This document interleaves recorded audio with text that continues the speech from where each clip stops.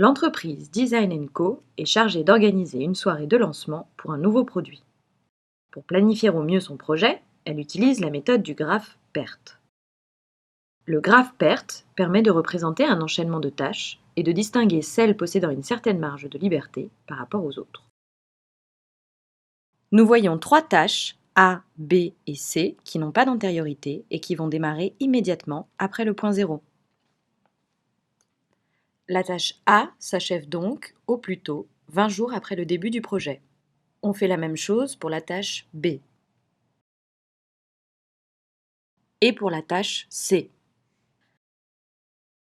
La tâche D vient se positionner derrière la tâche A et dure 3 jours.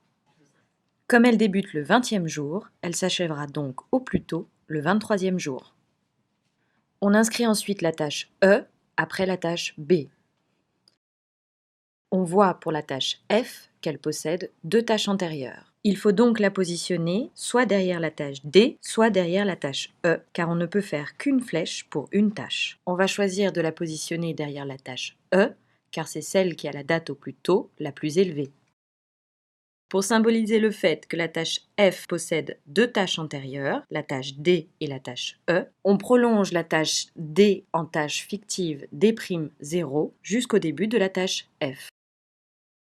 On inscrit maintenant la tâche G après la tâche C, H après G.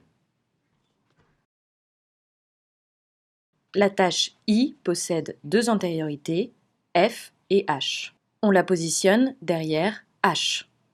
On crée une tâche fictive F'0. On inscrit la tâche J. K possède 2 antériorités, F et J. On va donc la positionner derrière F. On crée une tâche fictive J'. L possède 2 antériorités, I et K. On la positionne derrière I. On crée une tâche fictive K'.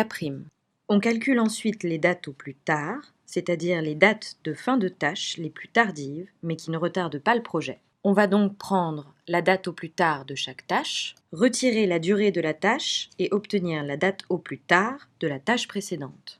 Ici, par exemple, pour la tâche L, on prend la date au plus tard de la tâche L, qui est la date de fin de projet, on retire la durée, qui est de 1, et on obtient la date au plus tard de la tâche I, qui est de 59 jours. On fait la même chose pour la tâche K, 59 moins 0 égale 59. Même chose pour la tâche H, 59 moins 4 égale 55. En ce qui concerne la tâche F, il y a 2 possibilités. 55 moins 0, c'est-à-dire 55, ou 59 moins 7, c'est-à-dire 52. On va choisir parmi les 2 possibilités la date au plus tard la plus petite, c'est-à-dire 59 moins 7 égale 52. 52 moins 0 égale 52. 55 moins 15 égale 40. 40 moins 30 égale 10. 52 moins 3 égale 49. Ici, il y a 2 possibilités. 52 moins 10 égale 42 ou 49 moins 0 égale 49. On choisit 42. 42 moins 3 égale 39. 49 moins 3 égale 46.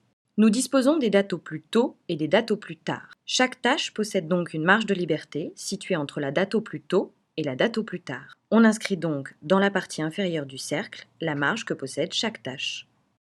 Pour la tâche A, par exemple, on voit qu'elle s'achève au plus tôt le 20e jour et au plus tard le 39e jour. Elle possède une marge de liberté de 19 jours. On symbolise le chemin critique, c'est-à-dire l'enchaînement des tâches qui n'ont pas de marge de liberté. Ces tâches ne pourront pas souffrir de retard, sinon elles occasionneraient un retard du projet.